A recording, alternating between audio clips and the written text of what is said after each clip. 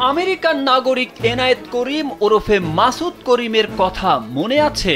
কখনো ঢাকায় কখনো বিদেশে প্রচুর টাকা খরচ করেছেন এই ভুয়া সিআইএ কর্মকর্তা, যাকে উপদেষ্টা পাড়ায় সন্দেহজনক ঘোরাঘুরির জন্য সম্প্রতি গ্রেপ্তার করা হয়।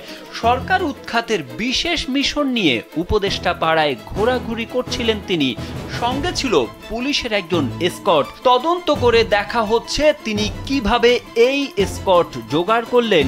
এই এসকর্ট নাকি একজন পদস্থ পুলিশ কর্মকর্তার নিরাপত্তা কর্মী। স্যান্ডেলিনা সো, রূপচর্চায় আভিজাত্য। তবে জিজ্ঞাসাবাদে মাসুদ নিজেই দিয়েছেন অনেক চাঞ্চল্যকর তথ্য। গোয়েন্দা হেফাজতে মাসুদ করিম টাকার সূত্র এবং তার মূল লক্ষ্য সম্পর্কে নিশ্চিত করেছেন।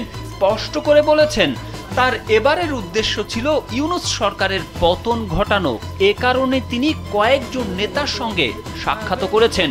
গোয়েন্দারা জানার চেষ্টা করছেন এবারের টাকার উৎস কি, কারা তাকে পাঠিয়েছেন। অনুসন্ধান বলছে মাসুদ করিম জানিয়েছেন টাকা ছিল ঢাকার একটি গোয়েন্দা সংস্থার। হাসিনার জানা মতে গোয়েন্দারা এই কৌশল নিয়েছিলেন।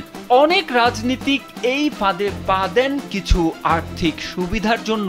তারা গিয়েছেন কাঠমান্ডু, ব্যাংকক এবং সিঙ্গাপুরে। তাদেরকে মাসুদ করিম বলেছেন খুব শিগগিরই সরকারের পতন হতে যাচ্ছে, আপনারাই হবেন সামনের কাতারের যোদ্ধা। সেই স্বপ্নে নেতারা ছিলেন বিভোর। আসলে এটা ছিল স্থানীয় গোয়েন্দা সংস্থার একটি কৌশলের অংশ। আমেরিকান নাগরিক মাসুদ করিম অনেক দিন যাবৎ বাংলাদেশের ঘোলাটে রাজনৈতিক পরিস্থিতিতে বেশ কিছু নেতাকে বিভ্রান্ত করেছেন নানা প্রলোভনে। নাম প্রকাশ না করার শর্তে একজন গোয়েন্দা কর্মকর্তা বলেছেন, আমরা অনেক কিছুই জানতে পেরেছি, তদন্তের স্বার্থে এই মুহূর্তে তা প্রকাশ করা ঠিক হবে না।